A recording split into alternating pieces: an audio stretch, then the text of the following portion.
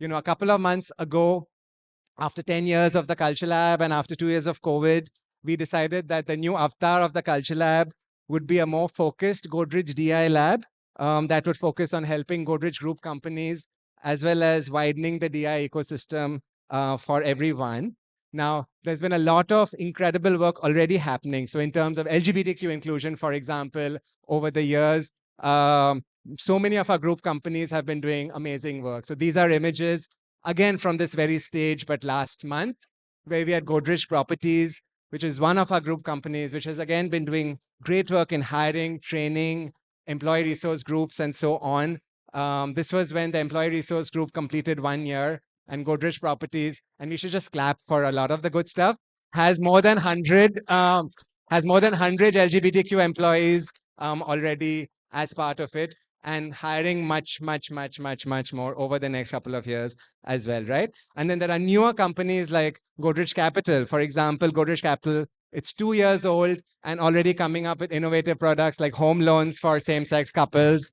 So if any of you are here and want to apply, we also have home loans for straight couples. So we don't discriminate. So if you're like heterosexual, we will serve you. We may give a better rate to our queer couples. No, I'm kidding. We'll give you, straight people will give you the same rate as we give our queer people as well. But so thank you. And these are just examples of some of the ways, at least at the company level, we're trying to widen. We focus on all aspects of DI. This is just a glimpse of some of the LGBT activities. Our history with Pride Circle goes back a long way as well. In a sense, the Godrej Culture Lab and Pride Circle, we began at the same time and went on this journey together over the years as well. These are images from the RISE Pride Fair, which happened physically. This year, it's happening virtually as well. And Pride Circle has grown from 2 founders to now a team of 55, from one city, Bangalore, to all over India and now the UK as well. And so, Srini, we're so happy to be doing our first event as the Godrej DEi Lab with you as we co-create a more inclusive India together. So excited again to have Fabrice and Lee. So Fabrice, when I met Fabrice last year, this is on the left with Fabrice and your 2 kids. Fabrice, remember I told you I promised that I'm going to get you to India, and we already brought you back in April. This is you on the right, speaking at our Godrej Leadership Forum, and now you're here again, so just get a permanent visa and come back. What was left was to bring Lee. And so now this is Lee in her office at UMass with both of our books. Shameless self-promotion. We have loads of copies of Lee's book as well as Queeristan at our pop-up bookstore outside. So when you stop listening to us here and move on towards refreshments, on the way you will meet Trilogy, run by Mithil, who has collected not just both our books, but also a very interesting selection of queer books in general. So stop by, buy some books. We will sign our copies for you if you come to us. So big shout out to Mithil and Trilogy. Thank you for that as well. So thank you, Pride Circle. Thanks to all our collaborators today. I've already said Access for All, Trilogy, all the DI teams at Godrej, all our canteen and support staff, all our IT teams, Naren and the AV team, Harshal and the video teams, Ganesh from Pune, who's helped making these wonderful vinyls, Dan, Abhay, Vishnu, all the folks from all the other Godrej teams who've, in a sense, come together to make this happen. Trans Cafe and other collaborators who made yummy cupcakes that we will eat later, as well as part of this as well. So blessed that we're enjoying this afternoon and evening of learning together with all our wonderful collaborators. Now, what can I tell you about Fabrice and Lee? I'm going to tell you very, very briefly. I'm going to introduce them. And then the format is Fabrice will talk. No, sit. It's still going to take like 1 minute. Yeah. Fabrice is going to talk. Then Lee is going to talk. Then we are going to do a small interlude and have a Q&A with Srini and Nisa as well. Okay. So very quickly, Fabrice is Executive Director of the Association of LGBTQ+ Corporate Directors, and he's an advisor to Fortune 500 companies. When he was at the UN as a human rights officer, he worked on Free and Equal, which is a groundbreaking campaign for LGBTQ equality. And then after that, he also co-authored the LGBTQ standards again. Before that, he was at the World Bank, And right now, he just flies from country to country, spreading queer stardust everywhere. He's totally a rock star on every like top 10 queer list everywhere. For those who are asking, and some people have asked already, yes, he is single. So just thought we'd slip that in. No pressure. Uh, Dr. MV Lee Badgett is a distinguished professor in economics at UMass Amherst. Her research focuses on economic inequality for LGBTQ people, including wage gaps, employment discrimination, and poverty, and on the global cost of homophobia and transphobia. In 2016, she co-authored a groundbreaking World Bank report that stated that India loses $32 billion, which at that time was 1.2% of our GDP to homophobia. Since then, she's gone on record to say that that number was conservative. So, Fabrice, if I can invite you to give your talk. Thank you so much. And everyone, we will have brief questions after each of them, and then more after the panel as well. Yeah.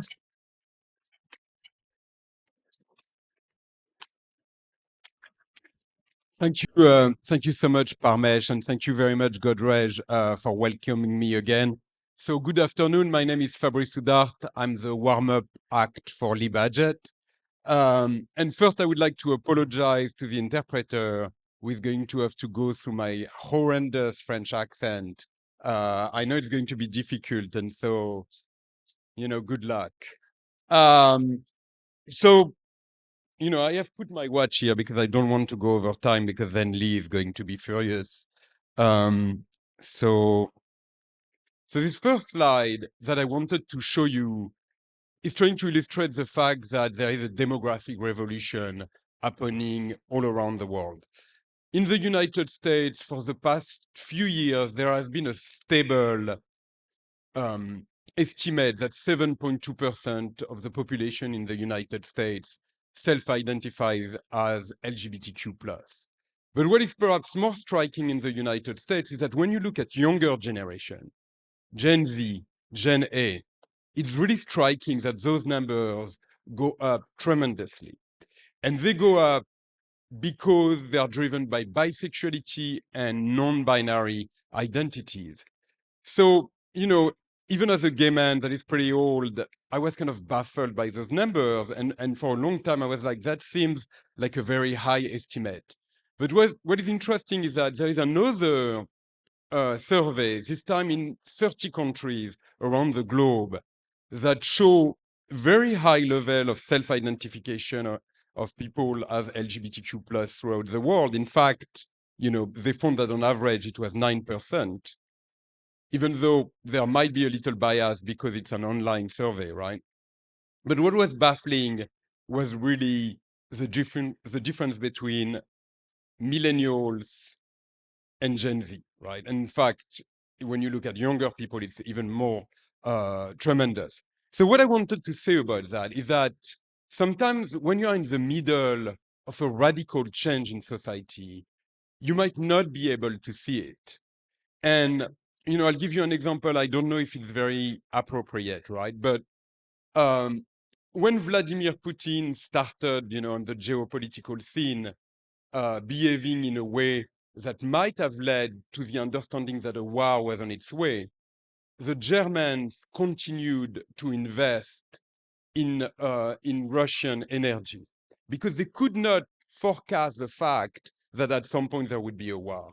And what I mean by that, it's a geopolitical example to say that sometimes when you are in the middle of something, of a radical change, you're not really able to see it. So going to the next slide, I will say that if there is such a dramatic change in the demographic and the self-identification of the population, it's going to impact business.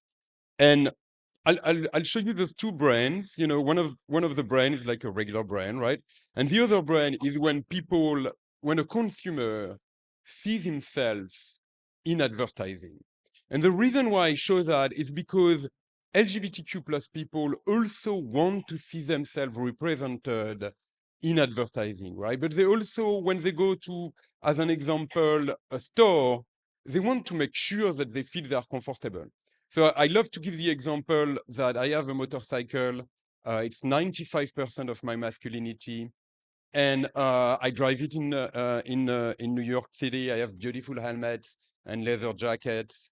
And I hate going to the Triumph dealership because it's like this broy place where I don't really feel that people recognize me. I'm super uncomfortable, right?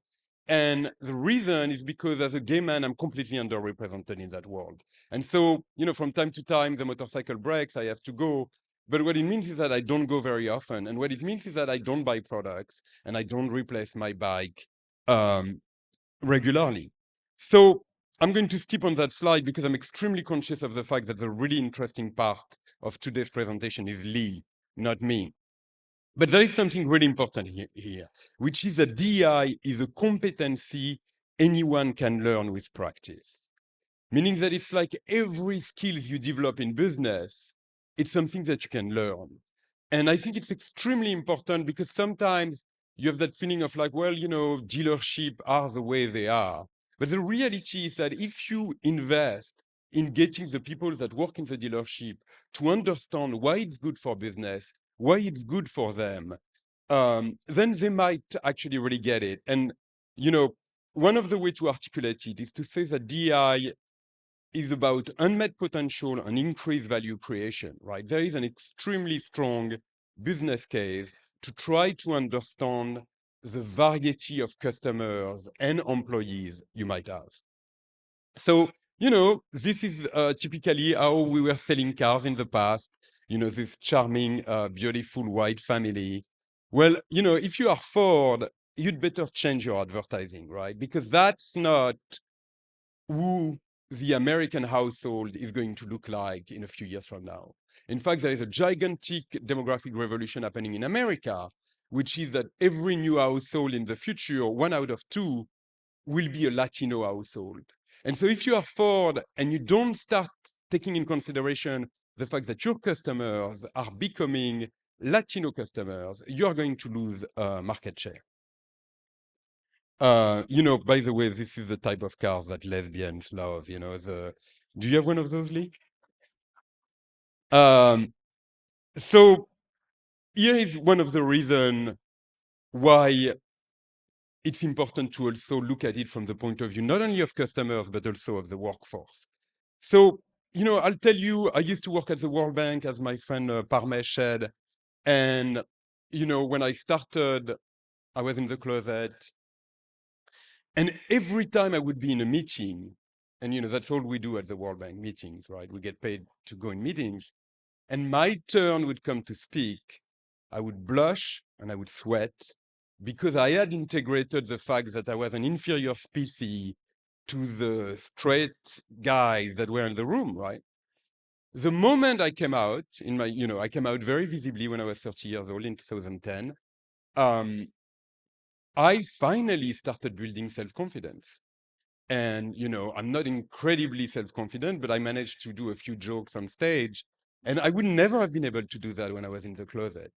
Because if you don't express yourself, it means that you continue to live in shame, right? You continue to think, I should be ashamed of who I am. And that takes a huge toll on your productivity, but also on your loyalty to the company. And to be frank, I had a bit of a resentment toward the World Bank because I felt I could not be out.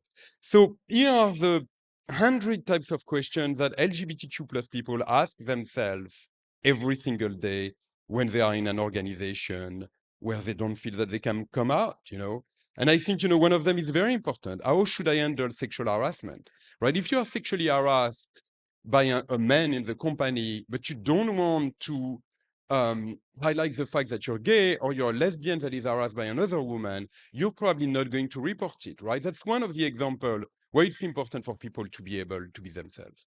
One of the statistics which is baffling is that 50% of people in the United States continue to be in the closet despite every progress. And the reason is, if you're in business and you have succeeded, you're not going to take any risk, right? You're going to make sure that if you come out, it's not going to penalize your career. So that then reverberates I don't know if that's an English word, but it's a French word for sure. That reverberates, is that it? Reverberates, thank you so much. It reverberates throughout their career. And at the end of the career, you see that there are very few LGBTQ plus people in senior management, in the executive committee, as CEOs, and as board members. And one of the reasons why you can see that is that there's only 4 CEOs out of 500 CEOs in the Fortune 500 that are out LGBT people. One of them is very famous, Tim Cook. He came out very late in life, only when he made it. There's another very famous CEO, Jim Fitterling, CEO of Dow Chemicals. He came out at 54. And he talks about the fact that he came out because he had cancer. And he started to think that maybe having been hiding all of these years, had taken a huge toll on his health, which I think is really powerful. So, I'm actually specialized now. I have a little bit of a niche topic. It's important in life to have a niche on board diversity. And so what I see is that only 0.8% of board seats are occupied by LGBTQ plus people, despite the fact that 7.2% of Americans self-identify as LGBT. And, I have data for the 3,300 NASDAQ companies, NASDAQ listed company. And then similarly, only 1.2% of board seats are occupied by out LGBT people. So very often, people will be like, okay, well, what about people that are in the closet?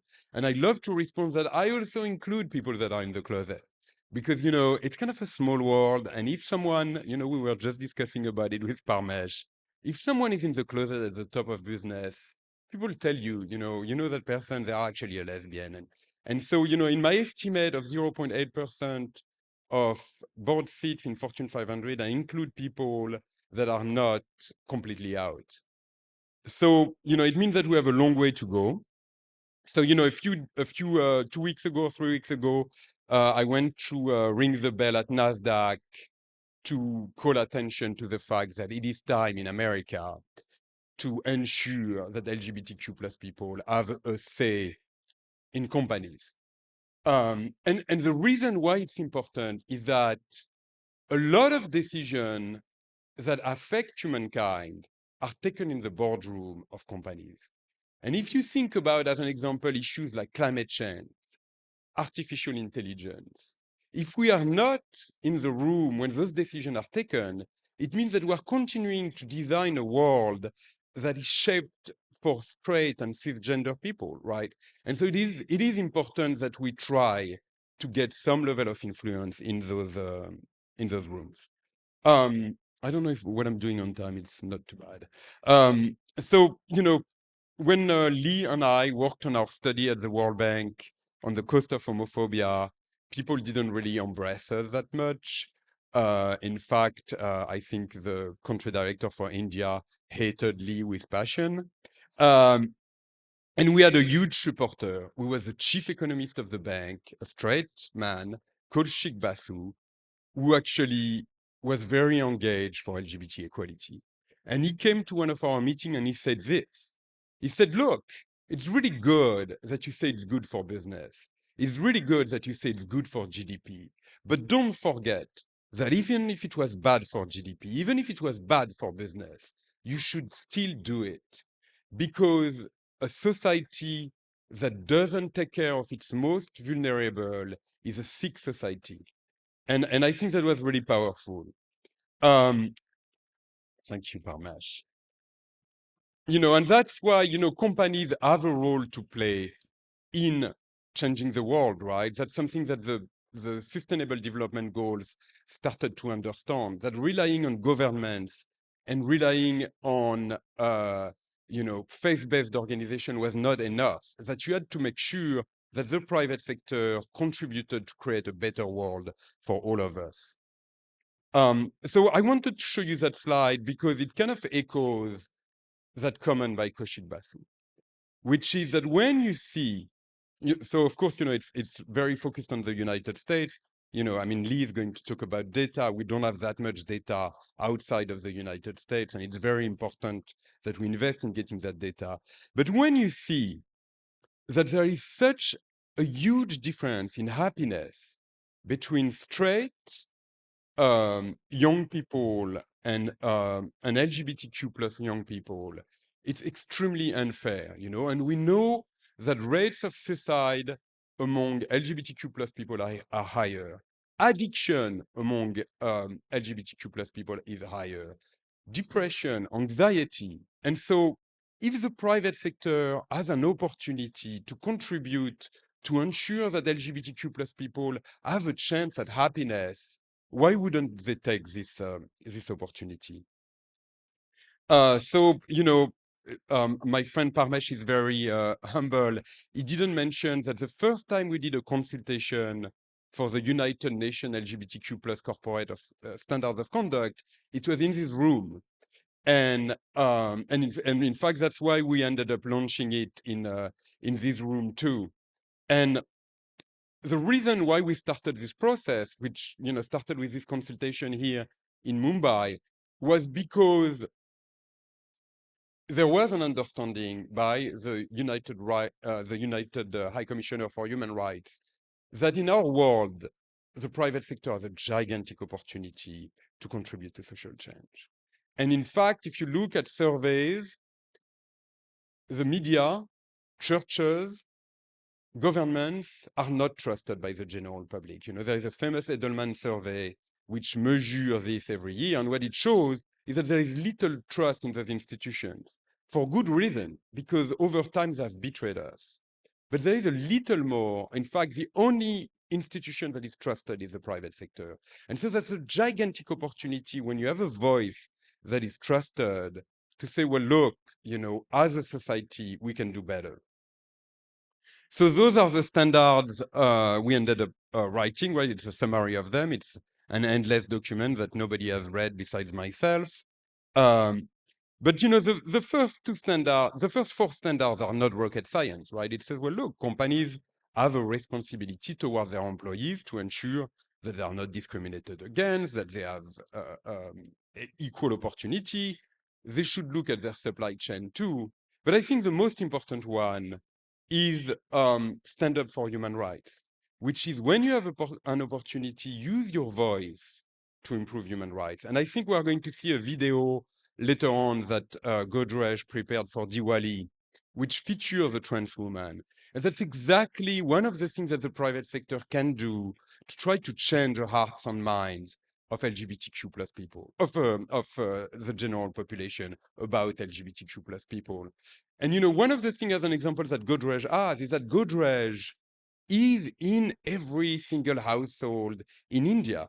That's an incredible opportunity when they do an ad to talk to the public.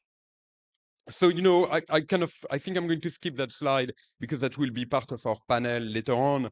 But, I have worked with several companies. I think one of the things that is the biggest element of success is when the top of the company is convinced that this is good for business, that this is good for employees, but also that this is good for society. And very often you have companies that might be kind of engaging on DEI because they have no choice, but sometimes the CEO is not really completely on board. And to me, that's a key aspect of success.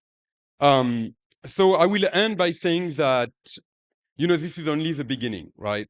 That there is so much more that we can do to ensure that LGBTQ plus people have access to economic opportunities and succeed in life. And so, that's something that actually Lee and I have been working on, is thinking about how can we empower economically LGBTQ plus people, right? How can we ensure that the ones that are the most marginalized have a chance at making a living, have a chance at realizing their potential. There's a lot that we can learn from the experience of women in society, right? It's a very good example, even though we have a long way to go. In fact, when I did that survey on NASDAQ companies, women only occupy 25% of board seats in the United States, in a NASDAQ listed company, which, in 2023 is a bit baffling. I mean, I hate to brag about France, and I'm actually not a huge French champion, but in France, 44% of board seats are occupied by women. So we still have a long way to go, but we can learn from this. And then the other thing that I will say is that there is a lot of things that we can do for the most marginalized LGBTQ plus people, including trans communities, by focusing on skills development, access to capital, in case they can be entrepreneurs. So I think that's pretty much the end of my monologue. If anybody has a question, there's no time for question because I didn't respect my time limit. So thank you so much. And now the main act, Mrs. Lee Badgett. No, thank you. And we're going to take questions for both of you. We'll take questions for both of you and before the panel as well. So Lee, over to you. Thank you, Fabrice. Good afternoon.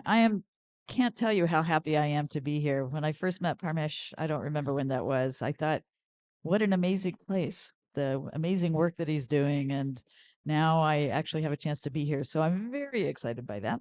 And thank you for the very warm welcome. And from Nisaba Godrej, whom we had lunch with, it was delighted. Okay, a little bit louder. I can do that. So Fabrice and I have worked together for a long time, and we kind of, when we put together our talks, we realized that we were thinking about some very similar things. I'm going to talk a little bit about, what it means to be at a moment of change. We've been comparing notes on our trip here, and today at lunch we were talking about the amazing pace of change here in India and how much slower it is in the United States. And so it seems like an opportunity to reflect a little bit on that and what we can learn from it. I want to start with what I see as challenges for businesses. They are in fact not just static, but they're changing because the LGBT population or the LGBTI population is evolving. We have a lot more people, as Fabrice suggests, which means there are more LGBTI consumers, workers, investors, business owners, people who we need to be thinking about. And secondly, the global context is getting more complicated. So let me just show you something that you've already seen just to convince you that the pace of change is very rapid. Now, this is from the United States, the place that we think is not changing very rapidly, but in fact, it turns out that the visibility of LGBTI people, actually, the existence of LGBTI people is increasing very rapidly.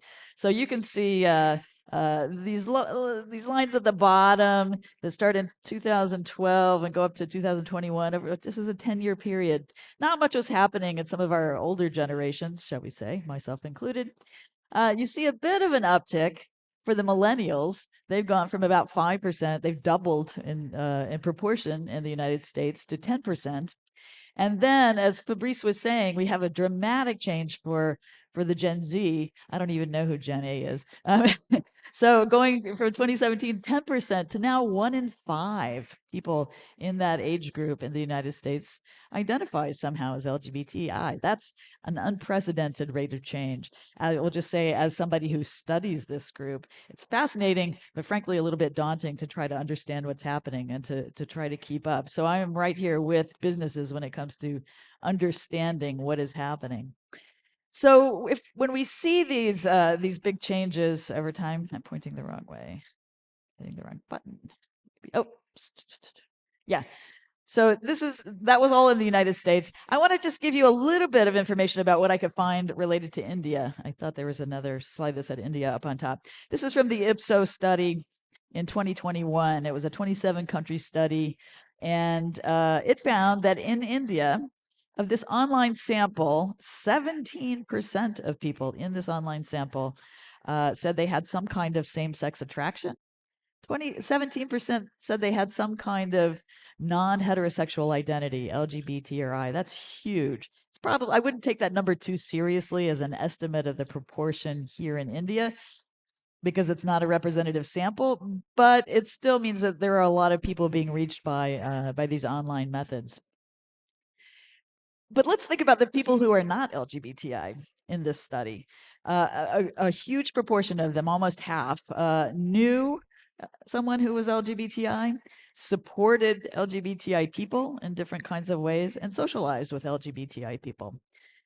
That means that we are reaching people in the coming out process, and we are drawing people into thinking of themselves as being, of us all being part of the same kinds of social circles.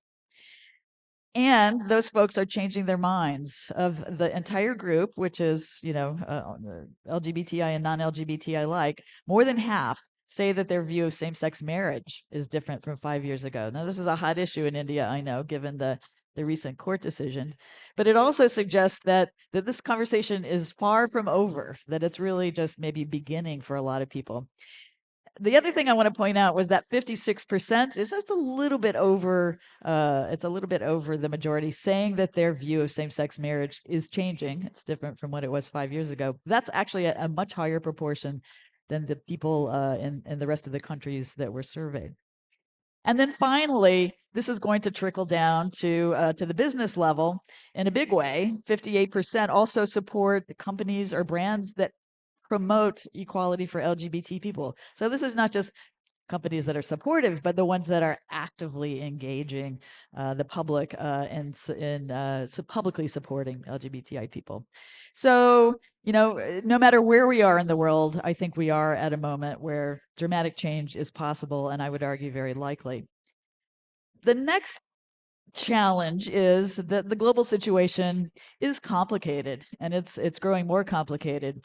I don't show up here the changes in laws and policies across the world, but there's a lot of variation there. This slide shows you variation in public opinion. The Pew Research Center a few years ago, it's been 4 years now, hopefully they'll update this soon, asked people in 34 countries, should society accept homosexuality? So it's at least a bit of the LGBTI population. And the green bars here going to the right are the proportions of people who say, yes, society should accept homosexuality. The blue bars going to your left are the ones who say no. And you can immediately see there are many countries where an overwhelming majority say yes, and there are many countries where an overwhelming majority say no. It's really hard to see. India is in here, sort of somewhere towards the middle there, and it says that India was split at this time. 37% said yes, homosexuality should be accepted, and 37% said no. So India is really at a crossroads in many ways, I would argue. But the whole world is at this crossroads, and at any given point in time as well. On the policy front, we see some progress as more countries start to accept the right to marry for same-sex couples, such as Taiwan. On the other hand, we have countries that are becoming less supportive in places like Uganda or Kenya and Nigeria, and in states, in the United States even, that are still kind of going in the wrong direction. So we still have a lot of variation around the world. I would argue that source of variation creates some opportunities. If you're in the business world, variation means there are opportunities to raise the visibility of your support and perhaps see that as a competitive advantage. So I think definitely from the business perspective, this variation says good things to businesses that are ready and willing and able and maybe are already putting their support out there to the world. And I think it gives opportunities for countries to see what else they can do to improve not just the lives of LGBTI people, but to improve economies as a whole.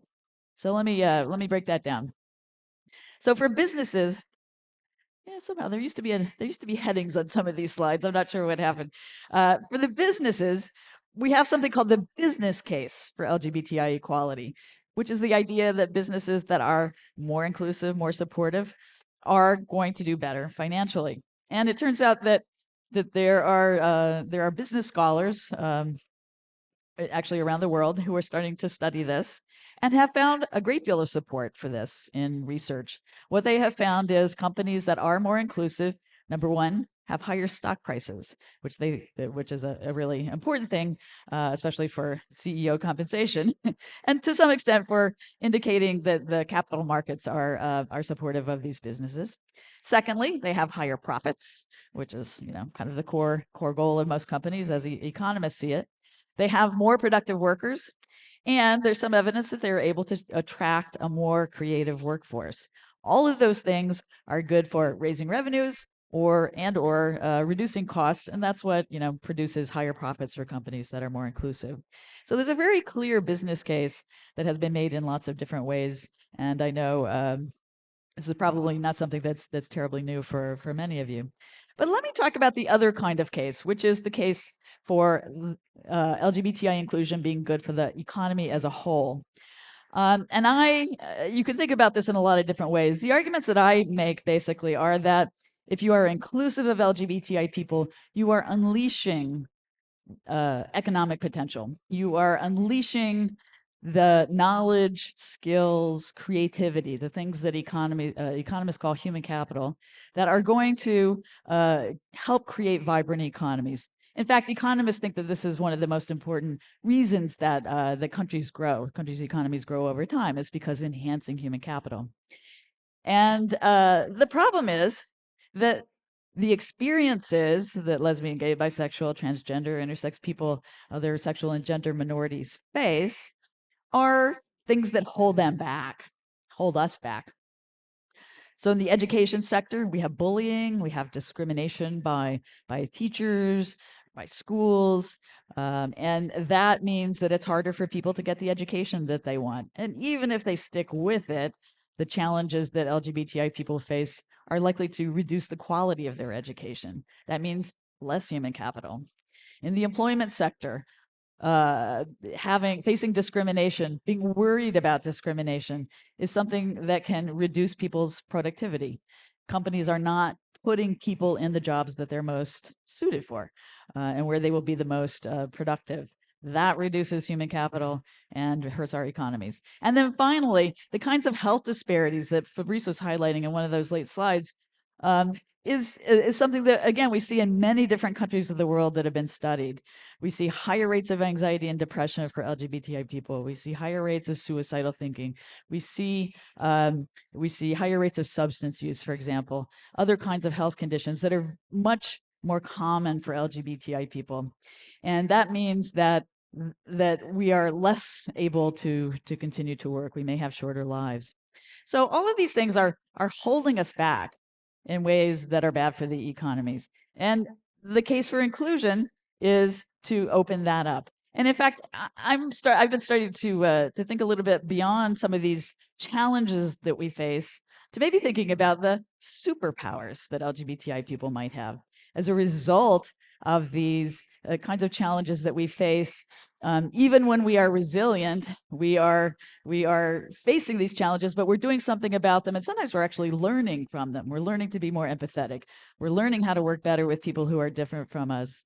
We're learning how to be perceptive and predict how people are going to respond to certain kinds of things. So those kinds of superpowers are other things that we may be unleashing when we have more inclusive environments overall.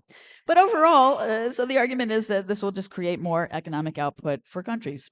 We can try to even estimate what that would look like, and you've already heard about the study that I did with Fabrice and others at the World Bank, where we tried to put dollar values onto those health disparities, onto the loss of productivity.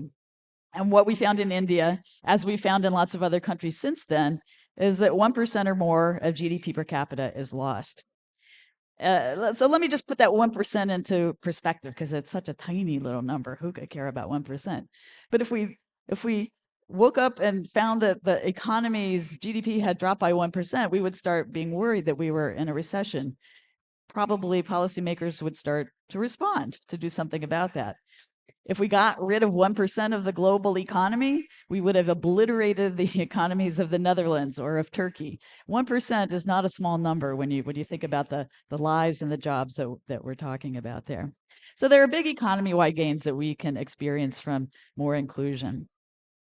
We can even see this at a macroeconomic level. We can, take our high-level view. The the public opinion data I showed you a couple of minutes ago from the Pew Research study, if we plot that on a graph next to GDP per capita, so we're getting higher GDP per capita as we go to the right, more accepting countries as we go up on the vertical axis, you can see there's a very clear positive correlation between having more inclusive societies and having higher GDP.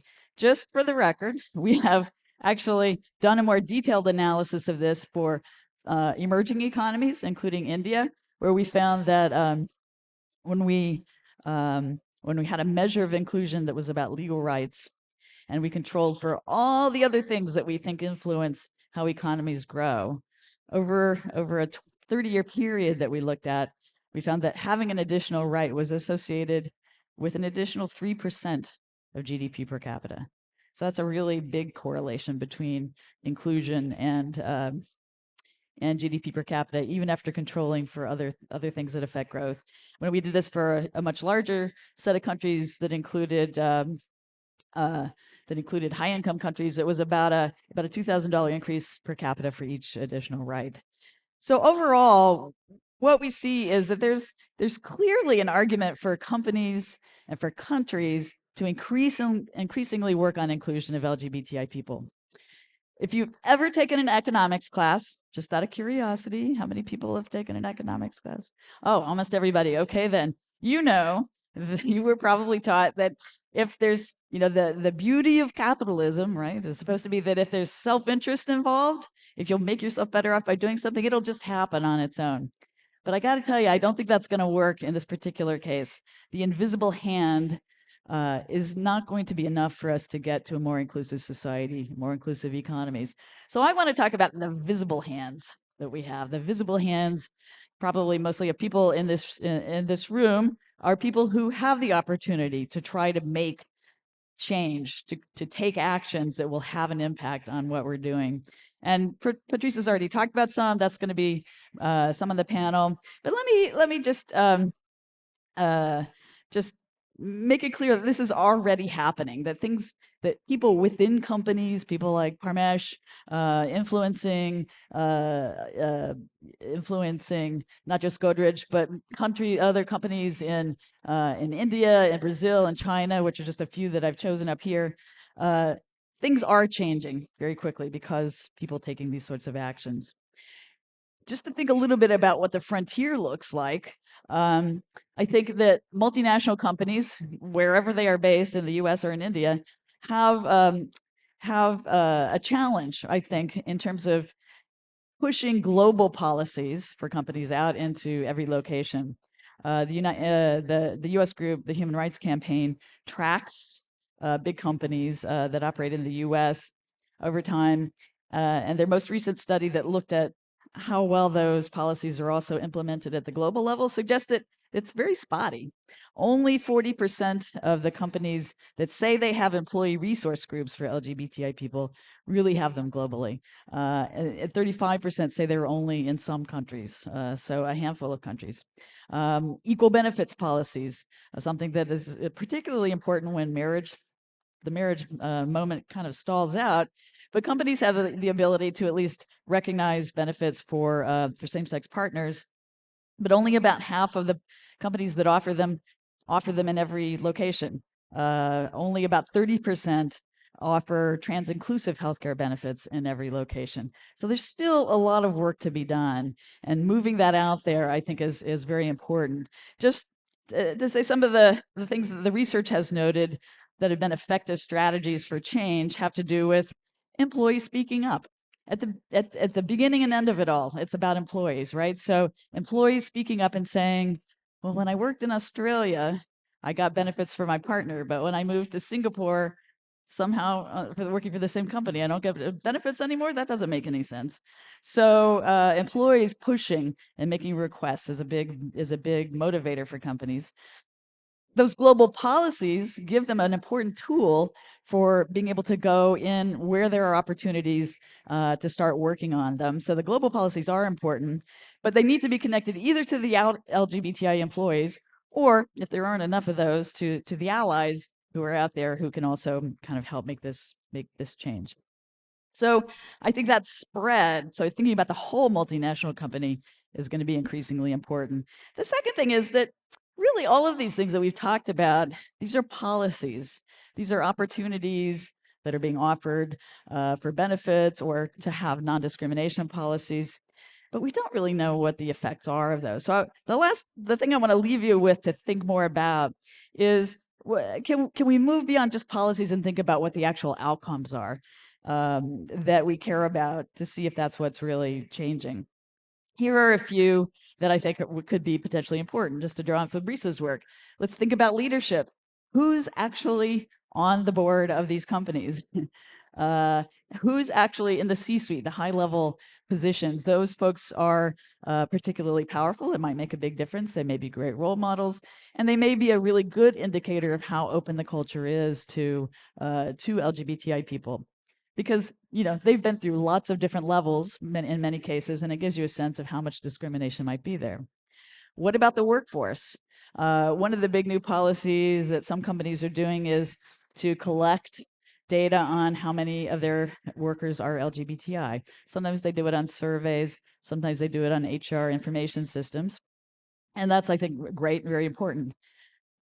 So what about that data? I think what's equally important to collecting it is to disclose it in some way. So we're starting to see companies putting it on DEI reports, where they're reporting on how many women they're hiring, how many African Americans they're hiring, if we're in the US, and sometimes how many LGBT people are working in these companies. Another thing I would like to know is, how open can employees be at work? Fabrice and I have been trying to come up with a measure that will allow us to capture at the company level whether or not people feel like they can be open about being LGBTI, or really even about being an ally to LGBTI people. I think we've got some ways to take a look at this. And then finally, I'll just add, having an external voice is something that has been identified as a stage of engagement at the global level for some of the most advanced companies in terms of inclusion. So are companies advocating for more inclusive public policies, not just what they're doing here. And unfortunately, we can also see this in the United States, companies that are supporting inclusive policies or anti-LGBTI plus efforts. So I think as we hone our understanding about what these challenges are, I think we have the opportunity, especially in places like India, which has been so innovative over time, to maybe skip some of these steps ahead and to start thinking about more of what's happening at the frontier. So I hope this gives you some ideas of things to think about and for us to talk about, and I look forward to continuing that conversation. So thank you. Thank you so much, Lee. Thank you. Hi, my name is Rituja, and I work with a DI consulting firm called the Outcast Collective.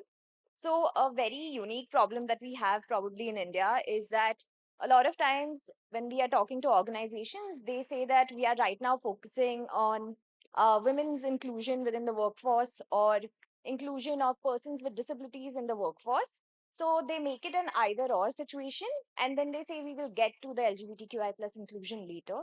I wanted to know if there has been a similar experience at your end, wherein they've said, okay, we are probably looking at anti-racism policies right now, and we'll get to the LGBTQI plus inclusion later. So any insights about that would be wonderful. Thank you. Yeah. Well, I'll let Lee respond substantially, but I will tell you that very often I do my work in front of TV, which means that I can watch TV and do work. And so I think you can do gender equality and do LGBT equality at the same time.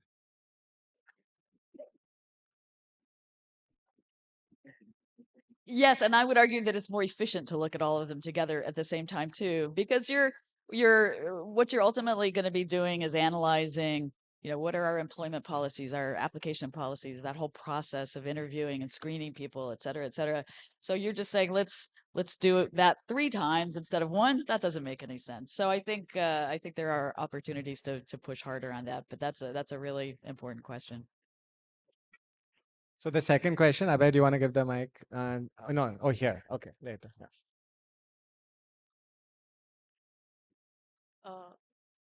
Hello, sir. Today we see that as organizations are striving to include DE&I concepts into their organizations. So, before onboarding LGBTQI people, uh, they are prioritizing that sensitizing their own workforces before onboarding them.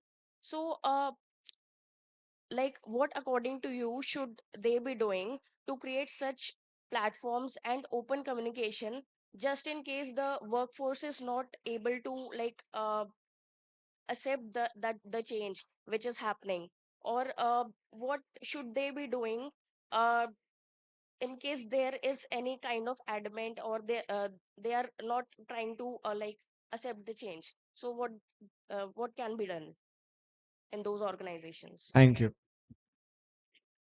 Well, I remember that when Hillary Clinton became Secretary of State under the Obama administration, she came in the State Department and she said LGBTQ plus equality is going to be a priority of the US foreign policy. And the people that work at the State Department, and in particular the ambassadors, they didn't like it. They said, look, we are in the important business of avoiding wars and trying to promote democracy and advancing the United States interest. And you want us to talk about sexual stuff and trans people. And within a few years, those ambassadors had become the biggest champion for LGBTQ plus equality. And in fact, very often you would see them marching in pride and putting the rainbow flag on top of their embassy. And so what I mean is that there is a bit of a strategy, and I think the strategy is to ensure that the the top of the company has seen what is the value, what's in it for them. Because we are kind of hierarchical beings. And so if our boss say, look, this is important, it's about business and it's about our values, chances are that the people that are resistant are going to come around. Thank you, sir. I'd love to have a larger discussion about that because I think this is an important question, and there's no single answer to it, I think. One thing I would just add to the leadership, the importance of good leadership, is that there's also a dynamic here that actually can help work in the same direction. So hopefully it works anyway, which goes like this. If you have companies where leaders are saying we have these values, and LGBTI people in the companies become more confident about being open, being out, that means that they will start to engage more. They may start engaging more with coworkers, and we know from research that that when somebody knows somebody else who's LGBTI, they are more likely to change their attitudes in a positive direction. So it creates some opportunities that might help enhance the leadership effect.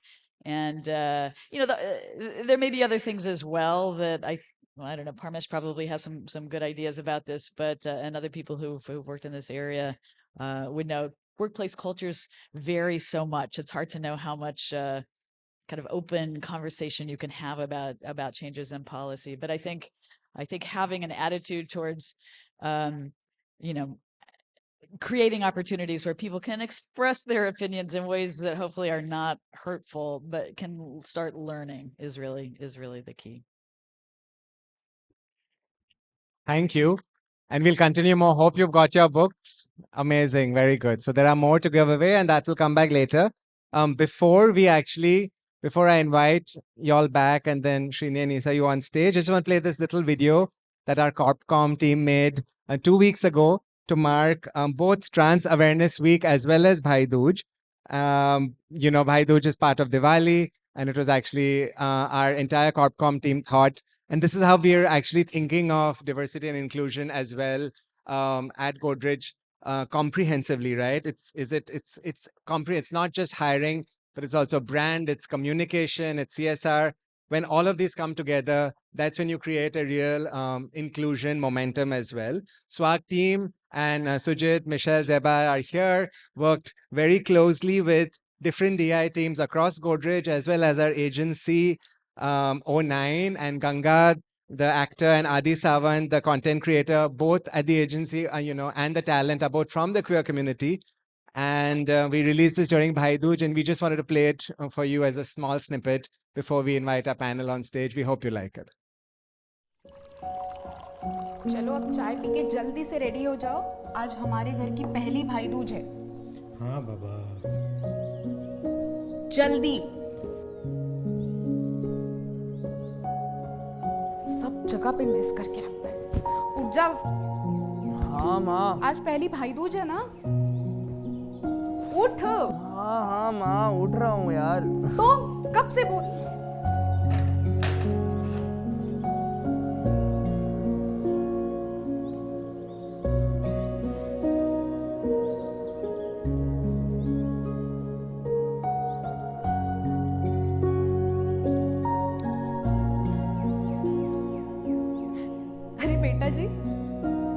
तैयार भी हो गए, बहुत खूबसूरत लग रहे हो। चलो आरती के लिए रेडी हो जाओ। अरे आइए आइए आइए आइए। Hello, happy Diwali. Happy Diwali.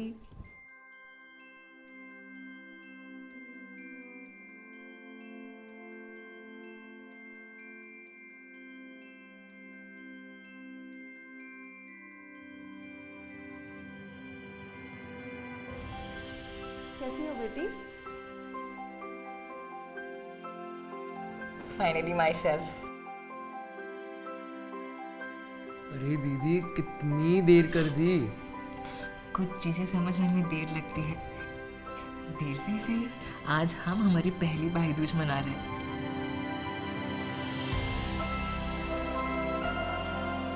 रिवाजों से रिश्ते नहीं बनते, हम रिश्तों से रिवाज बनाते हैं।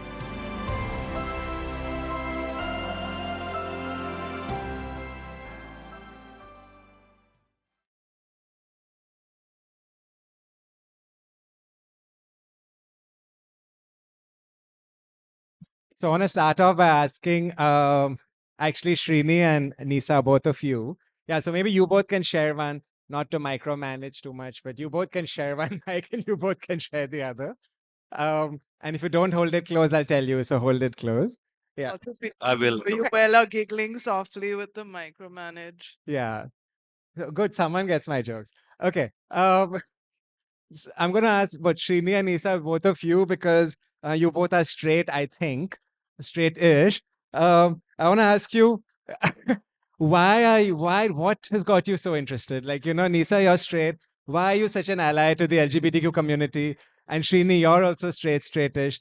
Why did you start Pride Circle to help the LGBT community? Like, why are you doing this and what's in it for you? And then, of course, you all both know it's, little bit it's because of us. But let's start with you. Why are you doing what you're doing? I think for me, and I've talked about this a little bit before, I think firstly, love is love. So I think what you said, Kaushik Basu said that, this is just the right thing to do. Forget all the arguments for it. I think secondly, I had the privilege to grow up in this very, very open-minded, loving, liberal family. And Godrej was founded in India's freedom movement. We were founded in the idea that we should be equal, we should have, economic freedom in India. So I think this is really part of our DNA.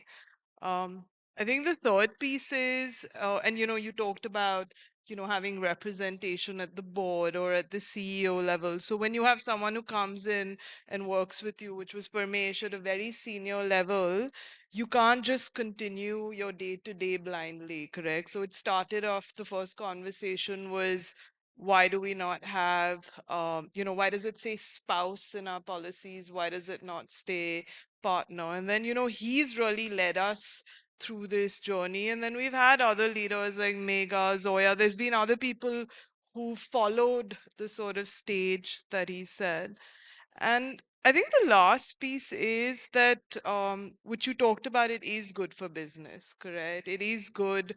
We've been around for 125 years. We do understand that our voice can go, we talk about people and planet alongside profits. I think we can use our voice for the community, and I think we get that support, love, uh, back. A lot of people would say we were a fuddy-duddy old organization, and here's this old organization now willing to stand up and use their voice for something good, and for where we should be moving to. So I think for all those reasons, and who knows, maybe one day I'll turn out to go both ways, Parmesh. But when that happens, I'll add that as the fifth point. Thank you. Srini, what about you? Conversion therapy. Uh, but I think my journey began when I was in school. And that was pre-internet era. And I had a classmate, and I studied in boys' school and boys' college, so trying very hard to convert, but still been a very unsuccessful. I blame my parents for that. Uh, but I think when he came out to me, I think we were in sixth standard, sixth grade. And I could relate to him because being a South Indian, I grew up in North India, especially I studied in Jaipur. And I come from a service class background, and a lot of my classmates, more than 90% of them were business class, business families. So they were able to sort of poke at me and make fun of me because of my skin tone and my customs and culture and dosa and idli. We all know about it. And I think that led to a lot of bullying and discrimination and getting beaten up and pushed down the stairs and everything. So I could sort of go to this friend of mine, talk to him, and we could end up sharing a lot of these things. And I felt that both of us were closeted in some way. And you've mentioned that in your book as well. Um, and we were able to give each other that strength and the confidence. So that was part one of my life. Part two is when I met my current co-founder, Ram, in 2011, and we ended up chatting at a forum, and he shared his coming out story and the struggles. And I was like, nothing has changed in 20 years. And and I think that was my moment of realization that I needed to do something. And I've been very visible and vocal ally ever since. uh, and and and left the corporate job in 2018 for good.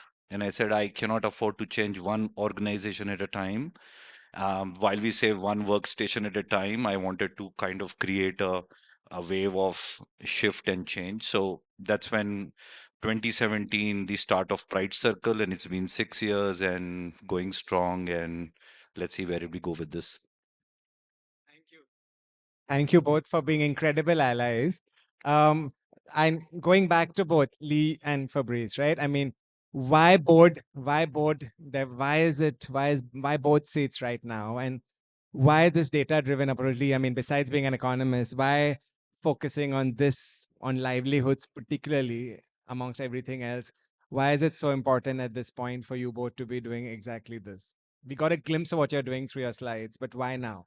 Well, I'll tell you, one day we were talking about my sister-in-law at lunch today, and there was this huge debate in France around same-sex marriage, right?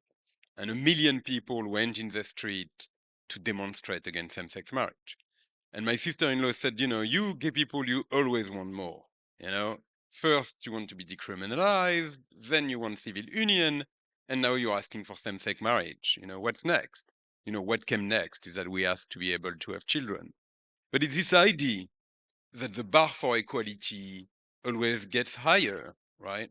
So, as an example, in the United States, there was a moment where companies that didn't have segregated dining room, right, where black people and white people were having lunch together, they were considered progressive. Today, nobody gets kudos for having non-segregated dining rooms, right? So I think, the natural evolution in companies in the US is that at the beginning you talk about inclusion in the workforce, and then you talk about representation in management, and then you talk about representation in the boardroom. I would say there is also a strange thing that happened in the US, which is that NASDAQ, which is a very large exchange in the United States, has required all of the listed companies to say who is on your board? You know, how many women do you have? How many people of color do you have? How many veterans do you have? And you know, do you have LGBTQ plus people? And actually, they asked, do you have non-binary people? And so that created a conversation, because you know what we found out is that indeed there is very few gay, lesbian, and bisexual people on boards. But also, you know, what was interesting is that there's two non-binary people in those 3,300 companies, you know, which have each 10 board seats. There's two people that self-identify as non-binary. And one of them is the board member of my nonprofit, Heather Hiles, and she explained in an interview that this is the identity that is the closest to what she feels like. And then there is another person that I never heard about, a mathematician that self-identifies as non-binary. So I think it's a combination of the fact that as you reach progress, the bar gets higher, and the fact that the regulator is asking for change. That's very interesting for us as well, as we're trying to bring about change. Maybe working with some of these regulators, exchanges, etc., might be an interesting way to go about. Now, Lee, why this? Why now? Data has a lot of power, I would argue, and we've used it in the past to dispel stereotypes, for example. And the one that I've spent a lot of my career focusing on is, you know, what's the economic status of LGBTI people?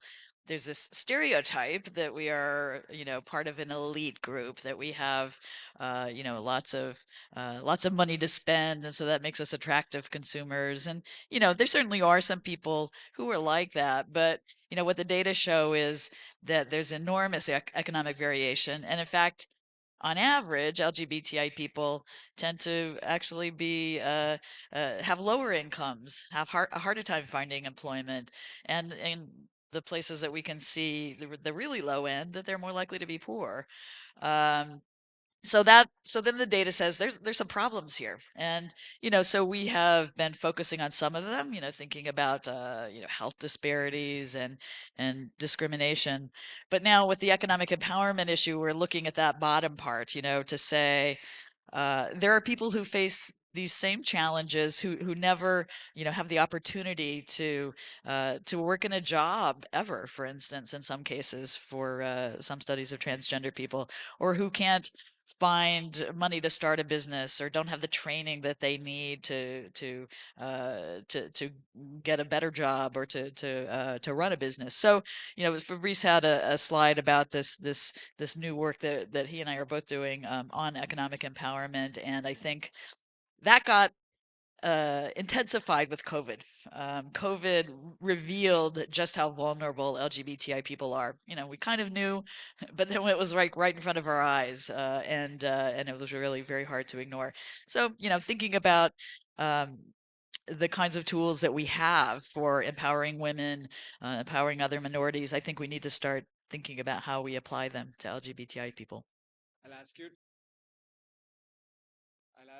ask you to share details about that project a little later. I want to ask each of you, because this is very much a conversation about leadership and what everyone here who is, you know, from colleges, workplaces, etc., can do to take this ahead. So I want to talk now a little bit about authentic leadership. Like, what does authentic leadership look like to each of you, especially in the context of LGBTQ inclusion and advancement? And you said you want to go first, and then. Sure. Um, I think for me, especially in organizations, and we talked about, you know, is this something that is being, you know, are you doing it because you want to, like, take this video that we did on Bhai Dooj, correct? Is it just like a one-off thing, and you know, someone thought it was a good idea, or is it really authentic to the organization? And in Godrej, we talk a lot about talking about our true self and our best selves, correct? We see as we take up women representation, but attrition is still higher, or engagement is still lower. So I think authentic is really being really honest about what you're doing, and always knowing that there's something more to do, and being very clear about how you communicate that, correct? This is not a show of why I'm good, or I'm better than someone else. This, putting out the data is to show that you're getting better, not that you'll probably never reach full and true equality. So I think that's, to me, very important. I think the other thing, as I've got a bit older, I've realized that authentic leadership is also about yourself. And, where are your biases? Where are you not being fully inclusive? And my sister's not here, but one thing I've noted over the last few years, as my father's got older and less mobile, she is so much more inclusive than I am, correct? To make that effort to take him places. We're going to take him on holiday. And I mean, it sounds like but it really makes me think of how inclusive am I, correct? So I think both from an organizational perspective, really, let's be true, correct? Let's be really true about what we're doing, because that's the only way we can improve. And then I think we need to constantly be looking at our own biases, because we're full of them, and keep working on that. Thank you. Well, I love your points. And I think to me, it's also developing an appetite for differences, right? And I'll tell you a story, which is when I was launching the standards, after Parmesh welcomed me, I went to Italy to launch the standards, and I was invited to go in the suburbs of Milan to meet Marco Bizzarri, who was the CEO of Gucci. Gucci is a luxury company. Parmesh is their biggest client, and so that's probably why I get invited, right? And so I meet that guy, right? Very successful guy, and I tell him, I said, look, flocking, this idea that you prefer to spend time with people like you is kind of a natural tendency of human beings. Like, I'm a gay French father, and there's nothing I love more than to spend time with gay French fathers, right? Because I can talk to them about the cartoons we used to watch when we were young. I can talk to them about Tintin, Louis de Funès, which is this, like, nobody knows besides French people. I can talk about diapers. I mean, now my kids are a bit old for diapers, but you know what I mean? Like, I feel like I can connect with those people. So I said to him, I said, look, this is what I do. I spend my time with gay people. I mean, besides Lee, who is my only woman friend. And you know what that guy said? He looked at me and he said, wow, that's so strange. He said, because I love to spend time with people that are different than me. And then I had this moment of clarity, from time to time, there's a bulb that goes up in my head. And I said to him, I said, this is why I'm a tiny civil servant at the United Nations and you're the CEO of Gucci. And I think, that story is to say that you succeed in life when you start developing interest in stories that are not like yours, when you start developing interest in people that are not exactly like you. And so I actually try to challenge myself to have more women in my life, to have more straight guys. That's very difficult. But I have Srini now, so although Srini is gay-ish, but I think, that's true, that if you develop that appetite for difference, you are going to grow and you are going to become a leader. Srini, yeah. I think, I'll just adding on, it's about recognizing and celebrating the differences. I'll give you one example, and which I shared with. I look at a box of crayons. Imagine the box of crayons having just one color, red, and using that just to paint the picture. What you would see is just the red picture or a black color. So till the time I recognize and appreciate and celebrate the importance of all the colors, appreciate and include them on that painting to make that painting picture perfect, is what it starts with. And being an authentic leader is be comfortable in your own skin. So, which means that you're on a journey of learning, appreciating differences, and not just alone, but you bring along other people around you with you. It's a lone journey. You have to have the strong gut to go alone in the strong waters during rainy day, sunny day, holding that torch on and on. not fearing or worrying about, am I alone or there are people following me or with me? I think that is what you do. You walk the talk, you believe in what you say, and you demonstrate the actions, what you believe in. So I think it starts with creating that empathy, creating that opportunity wherein you believe in fairness, equity, create that welcoming place, safe place, and include everyone irrespective of the different identities and orientation and minority groups. And I just want to, once again acknowledge how much y'all have grown at Pride Circle. There's now 55 employees across multiple cities and 2 countries, including the UK. And like we literally started some years ago, and 2/3 of your employees are LGBTQ. So you have straight people in your company for diversity as minority. Yeah. Lee, what does authentic leadership look like? Yeah, I don't have a lot to add. Such great points, about self-awareness and the journey and um, valuing diversity.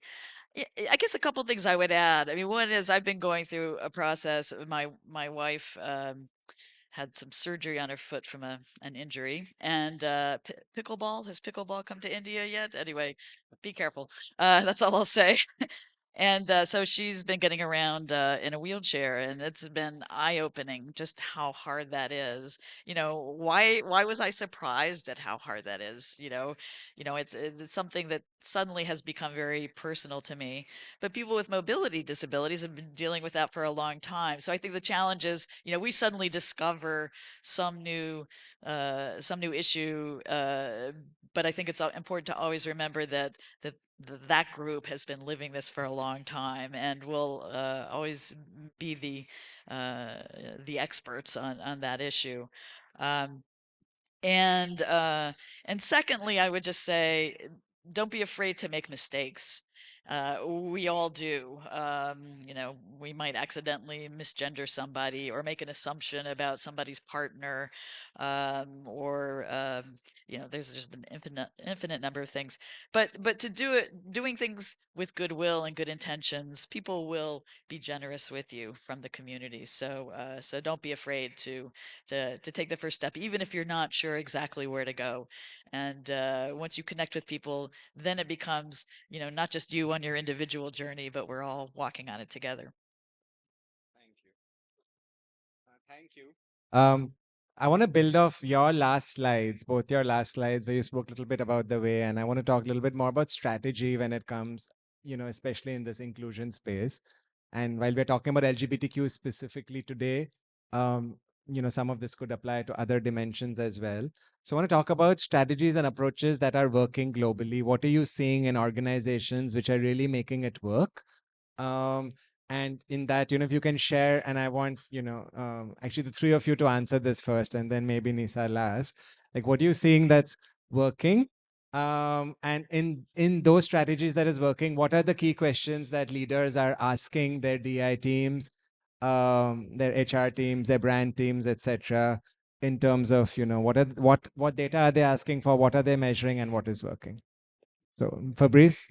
To respond about your first question about, what works, what I have seen, work in company, I think that storytelling is extremely important, particularly when it's your colleagues that tell you what is going on in their life. Then it becomes difficult not to be supportive, right? When people explain to you what they really lived. And I'll tell you, there's a story that really struck me in my life is that, my grandfather demonstrated against same-sex marriage.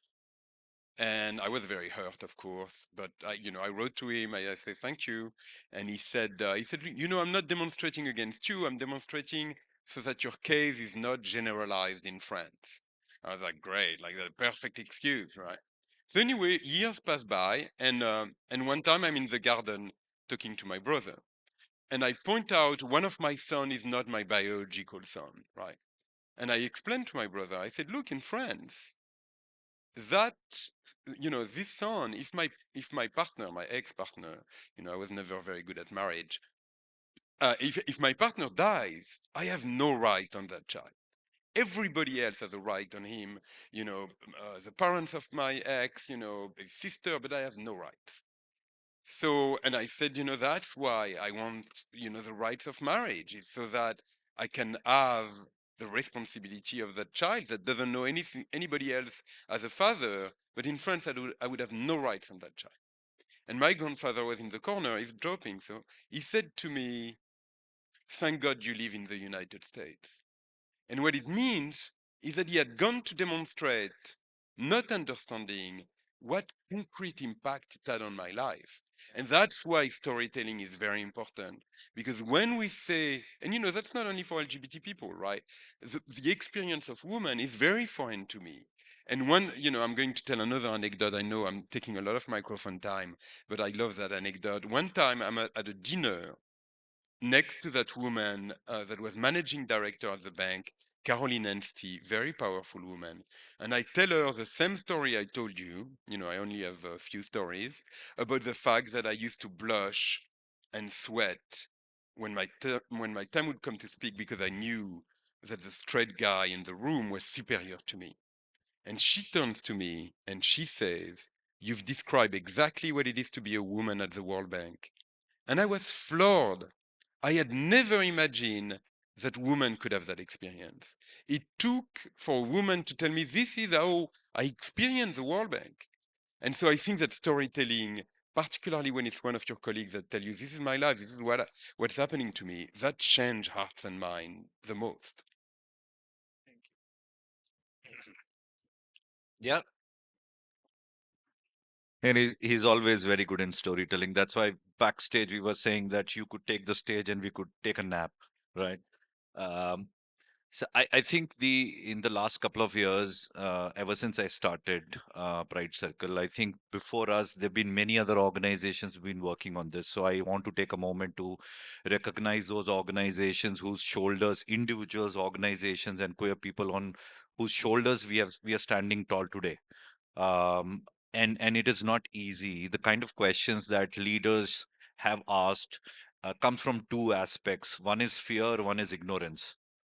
I think the fear of unknown, I don't know whether I'm doing the right thing. Is it the right thing to say? Whether somebody is going to judge me. I am part of the senior leadership wherein I cannot afford to be seen as I'm talking about queer rights or I'm being inquisitive. What if they feel that I'm a closeted queer? So there are a lot of questions, and mostly straight men. um, the second is about the ignorance about what's happening outside in India. A lot of times I've heard people say, oh, are companies doing this? So clearly, there is a lot of ignorance about a leader not reading in paper or watching news or reading journals. So I think that is where it comes. The secondly, the data. I think I resonate with Lee and Fabrice in terms of the data becomes extremely important about storytelling. So while you talk about emotional and bringing the conversation by humanizing the conversation, but also the importance of data. And we have seen that there are three sets of organization. Organizations who've not started the journey, but wanting to start, but don't know where to start, how to start.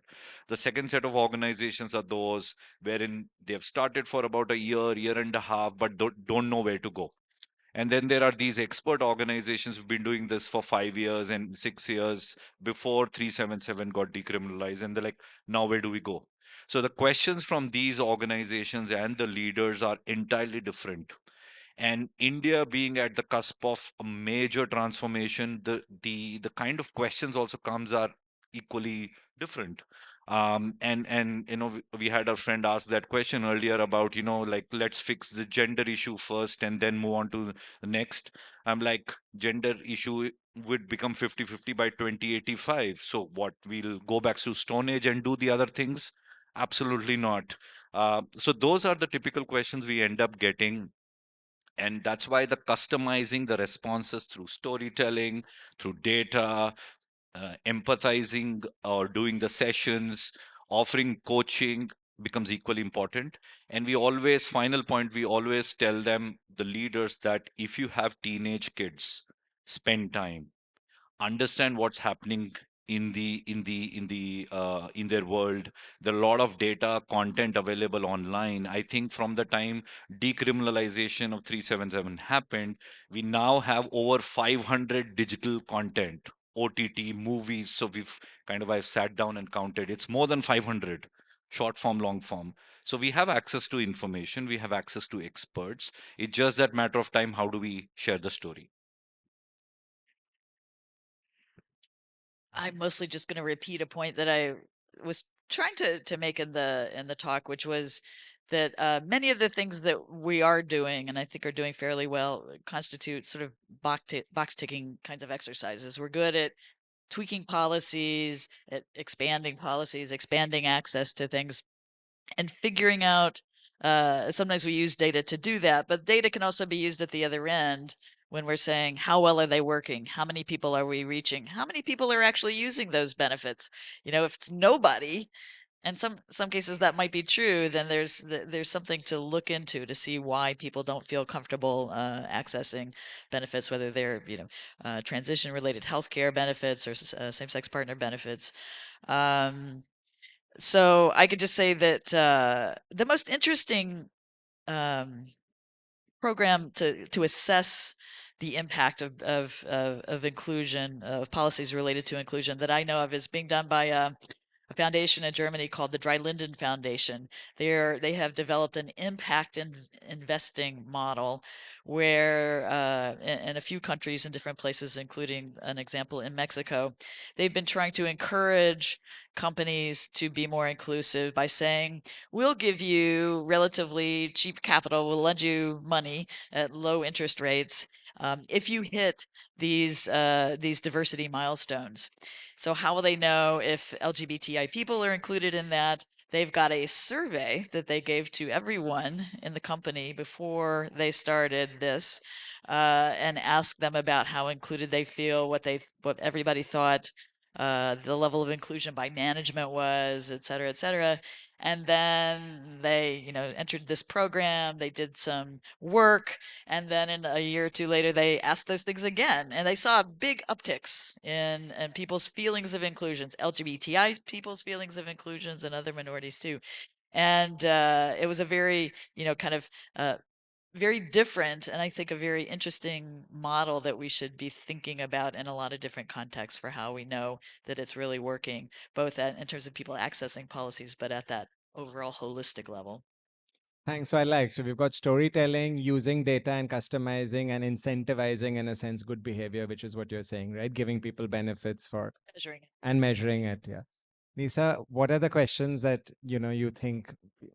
I really loved Lee's side on the leadership, um, having a board member, senior leadership. Then you talked about the measurement, because we've talked a lot about, we have to put the numbers, even if it's not a percentage, but absolute numbers out there of both PWD and LGBTQI, like we do for women representation, and then the sort of outside focus. I think one learning that I've had over the last couple of years is also you have to put your money where your mouth is. So I think someone mentioned, that question on we'll get to LGBTQ after we do women representation. This is a conversation we've had many times in Godrej around different things. And one thing that I've also noted that we've done in the past is that, say, in your DEI team or your DEI work, it's given to someone as 30%, 50% of their portfolio. And then, there's fires burning on those things. And this work is really not getting done. And I think one of the, Sumit and me discuss this whole idea of true self is you put your money where your mouth is. So the idea of having the DEI lab, and that's all you do, correct? Let's not do 6 other things. So I think that's really that's really important, that companies put the resources needed. And then I think actually you can move things more parallelly, correct? Because the person who's spending 30% of their time, perhaps then they cannot move too many of these things together. So that's what I would add. Thank you. I have lots of questions. I'm going to just ask y'all one and then open it up. So we have students. Yeah. So good. Here, first question here. And then there's lots behind. Okay. So we're going to do like one here, one in that row. But before that, my last question to all of you is, so if someone can just bring a mic here. Yeah. One here and then one in the last row. I like Abhay has given the book even before the question. Very good. So that means the question has to come. The question to all of you is, this was in terms of strategy at an organizational level. We have a lot of people here who are students, who are maybe, will be a while till they get to senior leadership. What can we do on a daily basis personally to bring about the world that we were talking about in terms of organizations, countries, entire economies becoming more inclusive and go to their full potentials? What can people do as individuals, as allies, as just like human beings? If any of you have any tips, like, yeah. He's the main storyteller. Thank you, Nija. Now I have no idea what to say. What I think about is that a lot of what I did at the beginning of my life, I did out of fear. Always making decision because I was afraid I was not going to get a job. I was afraid, I might, my colleagues might be bothered by my sexual orientation, and I paid a price for always being fearful. And now it's a bit late, I'm 45, but I'm trying to live out of faith, thinking that if I do the right thing, if I take risk with with an authentic heart, that is going to pay off, right? And so, if there's students in the room, if I had to redo my life, I would be more faithful and less fearful. Now it's your And we talked about the Gucci CEO, we talked about other CEOs. I think people who you're not a CEO just when you reach that stage, correct? You show leadership very, very, very early on. So, and those are the people who rise in organizations. I think on DEI, on LGBTQI, speak up, correct? Go tell someone that, your policy says partner, your policy says spouse, and there's no partner. Someone's not being included, make sure that they're being included.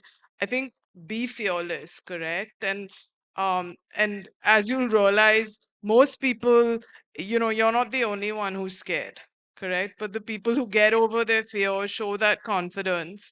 And once you start having that experience of speaking up and changing small things, then you'll be able to do bigger things. And you have to have some trust and faith in the world also, that you can make a difference. And if the organization's really bad, then maybe leave it and come and work for us. So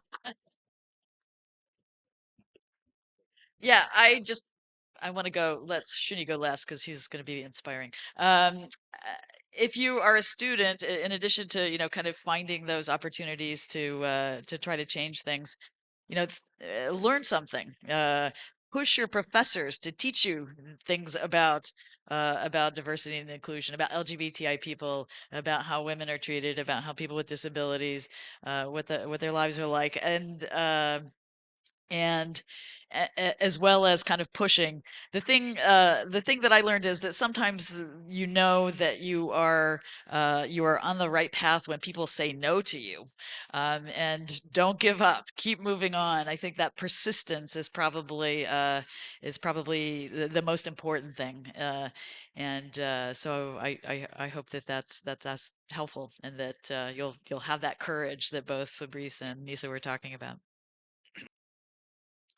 I think the first thing for students is, thank you for coming here, because that's a first step of taking courage and being part of a conversation like this, not having the fear that somebody would see me walking into this conversation. So kudos for that you've taken the big first step. Secondly, you're in a different generation. We are old, like Fabrice always says that I'm like an Italian bike. No, what I say is that Italian bike are like Italian men. They look very good when they are young, but they age very poorly. So obviously, as youth in India, I think we have far more quicker and upward trajectory that all youth you have. You're able to converse more. You have global data, information, access on your fingertips. But with all of that, like Spider-Man says, with great power comes great responsibility. Um, what we have done, I'll talk about something, and I take the liberty of sharing something which is the big bet, the biggest bet for Pride Circle that's happening in 2024. We realize that an individual starts the journey at home. So, first step is to create an inclusive home, get the parents on board, create that place wherein you are loved, you feel that this is a place where you belong. The second stage is when you go to school and college and you study and you make sure that you graduate to find jobs. And then you go to a company which is inclusive and which accepts you, welcomes you, celebrates you.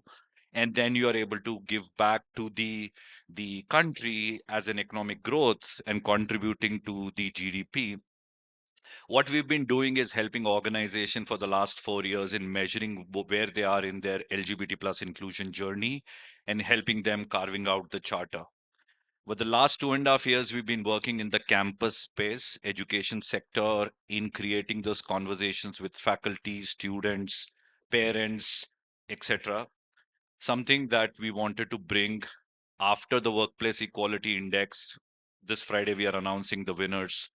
We are launching in 2024 the India Education Equality Index, which means that we would measure the schools, high schools, colleges in their progress and efforts on LGBT inclusion and help the campuses become more inclusive, whether in accommodation, policies, building infrastructure, and everything. Eh, Thank you. And we are truly investing in the youth of tomorrow today. So that's our motto, investing in the youth. So that's where you would see a systematic development and growth and progress in the next 10 years. So I think that's where we are investing in terms of the education sector. Bonjour, Arish. Can we have the mic here and then behind? Yeah.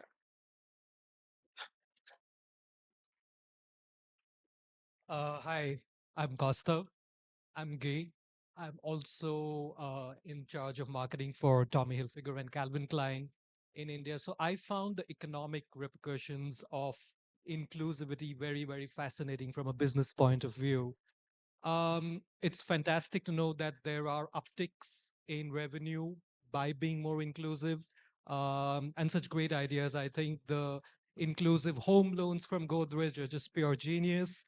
But I also want to address the point that there are some industries, some organizations, some categories, specifically in the more sort of very fragile world of traditional masculinity that can have a negative impact purely economically. I speak to the case of beverage company Budweiser, that in the US worked with a trans woman, Dylan, uh, who just put up Budweiser on TikTok. And there was so much backlash from the conservatives. I mean, we know this was going to happen, that, just in May, their revenue fell 23% over last year. The fire continued to burn to a point from May till about 7 days ago when the CMO had to resign. And the company put out a statement that really shook me, saying that now that he's gone, we are back on the path of growth. What do we do in organizations like this where we know this is going to happen? Because, if there is already a fear in other stakeholders' minds, because let's be honest, in large multi-billion-dollar companies like this, we are not the only stakeholder. How do we move that needle? How do we make people more accepting of visible inclusivity? Well, I have to say that I love your question because, we live in the United States. And so that another Bush case was very much on everybody's mind during Pride, right? And in fact, a few journalists called me to comment on it. And I said to every journalist, I said, look, go on the web and look at the management team of another Bush in the United States. It's 15 people. It's on the web. There is a picture. 14 men, 1 woman that is in charge of HR. What it means is that diversity and inclusion is not in their DNA.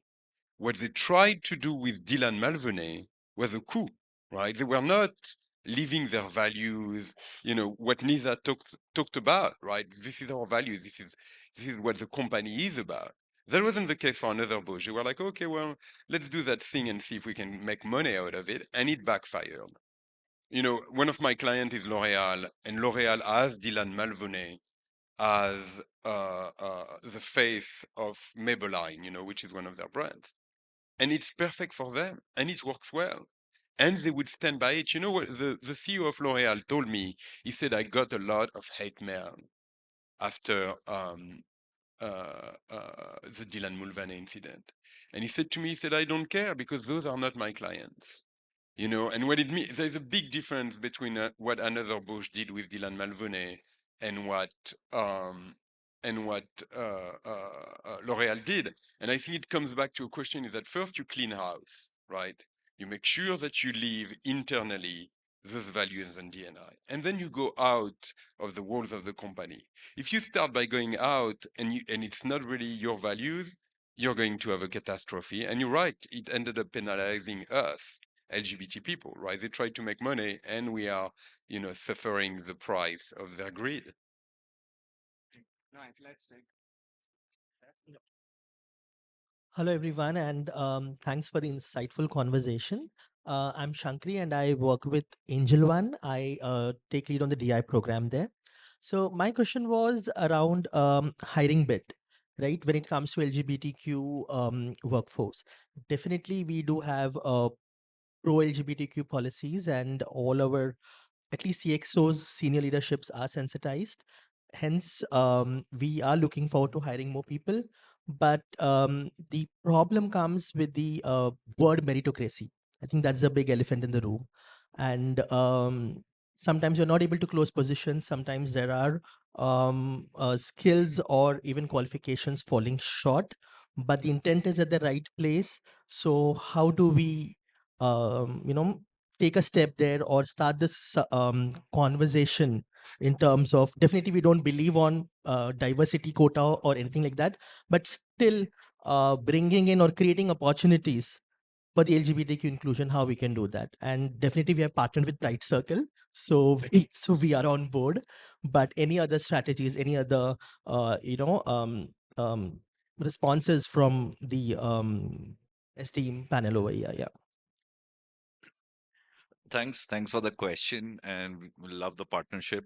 Um, I think I'll break it down into few phases. Any organization, I think I don't think this is new to you. It is about talent attraction, talent hiring, onboarding, growth, and retention. I think so. When you look at this employee life cycle phase, what it means is that each of these employee life cycle, you'll have to break it down and ask yourself, what is our readiness here? And you have to look at keeping the job seeker, here in case the LGBT plus community member, in the center of a problem, which means that, are we creating right policies? Do we have right infrastructure? Do we have right support mechanism? Do we have right interview panelists? After doing all these right things, and I know there are a lot of people from the community would feel that, what is the guarantee that I'm joining the right company? I read this online, I have these policies on paper, I had a great interview, but I think that is where the biggest decision making is, which is why we always recommend organizations to have pride buddies, which means that even before somebody is to join, let them have a conversation with somebody who is there in your organization, who's openly out, preferably a mid and a senior level, who can really articulate that what it takes to build a career in our company. What are your career paths? Because that person has made a career in that company, they would be able to give that confidence to that individual to say that, yes, this is welcoming place, look at me. So sharing that story becomes important, because we work with so many organizations. The challenge becomes that on the day of the joining, lot of people, I mean, I'm talking about across talent, not specifically LGBT plus, people will have their own reasons to not join. So you need to first understand, and then what happens is when one person candidates drops out, two drops out, leaders are like, see, this is what we were telling you. This will never work. So instead of looking at that as a response, and they would say that, we tried everything. So going forward, we are not hiring.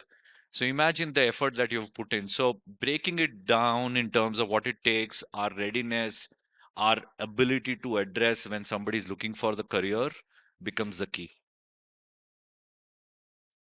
Yeah, let's take the mic behind. I would also say talk to Zoya, who's here in the blue dress, who's actually done. Zoya, just raise your hand. Yeah, who's actually gone through the same cycle at Godrej Properties, and you'll get a lot of best practices, including how you map and all of this from Zoya as well. So yeah, if you want to give some tips now, yeah. I think you mentioned skills is what I was hearing. Hi, I think an internship for starters, getting people into it, getting them trained, at least from a real estate standpoint, we realized that it was 94% testosterone and we wanted some other identities to come into place. So I think the internship really helps us to get in people, we groom them. Because if you start looking at the top, you will never find, because the industry itself is that dominated. So I think maybe you'll have to start from the scratch in that way. Also, I like the Pride Buddy idea. For me, coming into GPL, Apekshit was my Pride Buddy. And I think that's where I got in. I think that really helps. So figure out you need to have more folks in the leadership and some great allies. That really works. Can I also? Want to call out, I think both Mega's not here because she's at her brother's wedding, and Zoya. Um, what I've really found amazing about their leadership is not this stop and start, correct? Because some people say, okay, this is what the Godrej is very LGBTQ friendly, so let's do this work. But they've gone on. I think it was maybe it was in that GPL thing where you all talked about also the transgender housing, that community members have a hard time finding housing easily, and we're a real estate company, so what are we doing to bring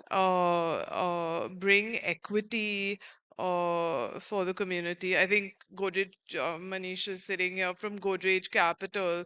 They're our youngest business, and they've really, I think they're probably the most representative business we have across the board. But you are at each stage looking at both the challenges and opportunity of how do we give equity, because if that's not ongoing, you'll start some program, it might not work the first time, and then senior leadership will say we don't have time for it. So you need to have that commitment to keep solving for it. Yeah. Again, just to add, Zoya at Godrej Properties has partnered with Gacy to create an incredible Insta space called Queering Workplaces. So at Queering Workplaces, right? Yeah. At Queering Workplaces, please follow it on Insta, all of you, because that'll give you very good examples of real life stories, as Fabrice was saying, of good people who've had great experiences at work and people who've not. So you can actually look at those who've had great experiences at work and see what has worked for them versus not. Yeah.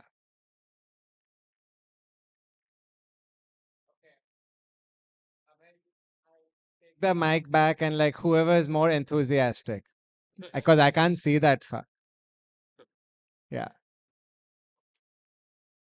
I'm glad the pink color helped with showing my enthusiasm. So this question is for Fabrice and Lee. As people from the LGBT community, when you work with corporates that are not that are maybe doing all the right things when it comes to LGBTQ inclusion, but are harming human life in other ways, say maybe profiting from occupation in some country, or not switching to renewable sources of energy, or not paying fair wages to people in Asia and Africa. How do you deal with that? Or do you tell yourself that, this is the limit of my influence and I'm going to stop at this? Or do you challenge yourself to create impact in other forms as well? I let Lee give the substantial answer, but when I when we launched the standards, I joked that some companies that endorsed it, they were all the banks because they created the economic crisis of 2008. There were all the consumer goods industry because they are afraid of pollution. There were all the extractive industry because there were polluters, and there were all the biggest plastic polluters. So it's a bit of a joke because a lot of the companies were actually companies that are very socially responsible. But it's true that there is a bit of a risk of companies being like, look, I'm great on LGBT, and by the way, I am throwing huge amount of plastic in the ocean every day. So I'm trying to think about sort of how to address this. I think we live in a multidimensional world and have a lot of issues with companies. I think it's important that LGBTI people who are working on these issues don't give a pass to companies who are not doing well on other things.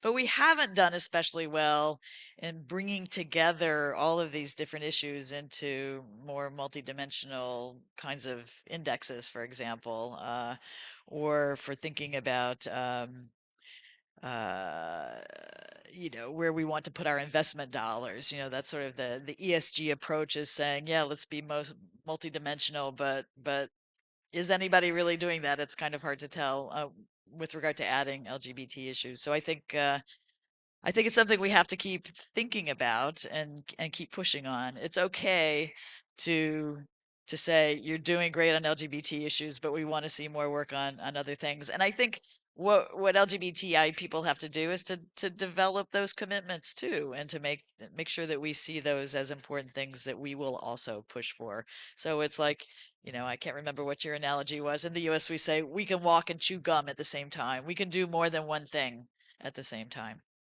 I think one thing is also recognizing there's good and bad in every individual and every organization. There's no one with 100% purity walking the surface of this earth.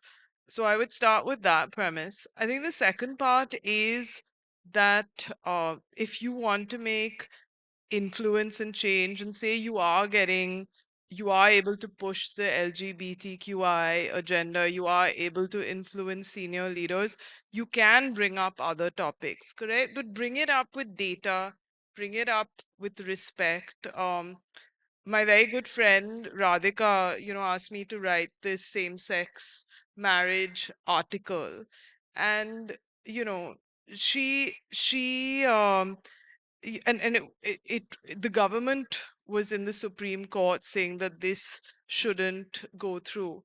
And you know my language when I wrote about the government was to say, we're going to be hosting the G20, we're going, we're ascending to all this power, so wouldn't it be really good for us to do this also, correct? So I think there's a language to, not that they care what I wrote, but I'm saying I think there's a language of influence, correct? Sometimes you need to, even in this, India is not perfect. We know what's going on, but you do have to sometimes target people's that good side to make influence happen, correct? And I think that is very important. At the first sign of seeing something that's not good or bad, if you're screaming your head off, you're throwing things at it, you're just going straight to the press, I don't think that necessary, because that gets you a very strong force back. But if you have a seat at the table,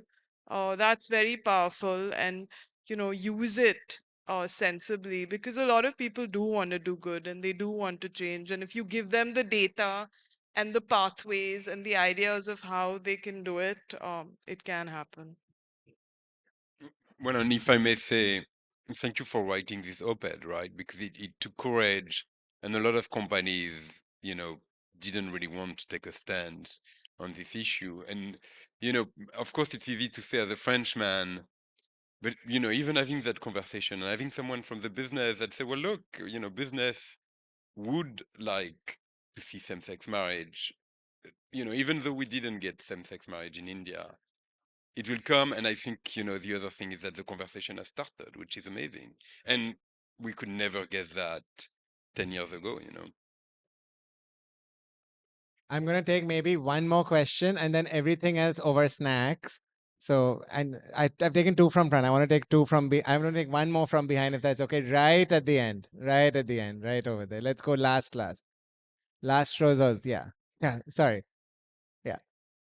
And then everyone else, we promise they're not going away. We're going next door for snacks. We will have answered the questions in person. Yeah. Hi, everyone. My name is Ganesh Chaudhary. I am the co-founder of Samavesh Chamber of Commerce. That's a fun job. I work as a director with Alvarez and Marcel. That's a management consulting firm. That's not that fun, though. But yes, my question is regarding a point that some of you raised about allocating resources and budgets for DEI. Now, we all know that in India, CSR spend is mandated by the government, but not DEI. DEI is mostly seen as a cost center. Whenever there's a budget cut, the first cut will go on the cost centers. Now, what motivates organizations to allocate more, and what is a good DAI budget as a percentage of revenue, or so as a range to keep in mind for those organizations? And we see that happening over Indian owned businesses more than the multinationals, which have global policies and global budgets that translate into India. So the question is more from an Indian owned business perspective. You know, if I may, I think it's very important to link it to the bottom line of business. And as an example, you know, JP Morgan has an office of LGBT affairs. And the reason is because they have realized that this is a very good business for JP Morgan, right? Not only are they attracting wealthy LGBTQ plus individuals, but it also means that JP Morgan is perceived as a modern, you know, progressive bank that is looking forward, something that, you know, companies that want to go to IPO, they're like, I'm going to go with JP Morgan rather than Goldman Sachs, because JP Morgan is perceived as the bank of the future, right? Similarly, Procter and Gamble, I know this is a competitor of Godrej, but they have someone with a full-time LGBT person, right? Because they have understood that this is closely linked to business. And you know, there is another company, Deutsche Bank, that has someone that is working full-time on LGBTQ issues. I think, you know, those companies have come to the conclusion that it's worth investing money. And, you know, the companies that say, well, look, I'm not sure I have 20,000 to give you for Pride, they haven't understood how much more ROI they get, you know, return on investment, I guess. No, but Fabrice, so just to give you context, that's Kanish, no? Yeah. Kanish is from I can't see, yeah. It's from Samavesh, which is India's first LGBTQ chamber of commerce. And the question was very much the Indian government mandates 2% to CSR. Should we be mandating a percentage No, for DI? so I don't know exactly how that would work. So it's the first time I've heard that suggestion, but I do think this mandates for the board. So you very proudly claim that France was 44% women representation in the boards, but about a decade ago, I think it was like 11 or 12%, and the French government mandated it. The Indian government has also mandated it. So we've also moved from 10 to about 20%, but it's just one woman on the board.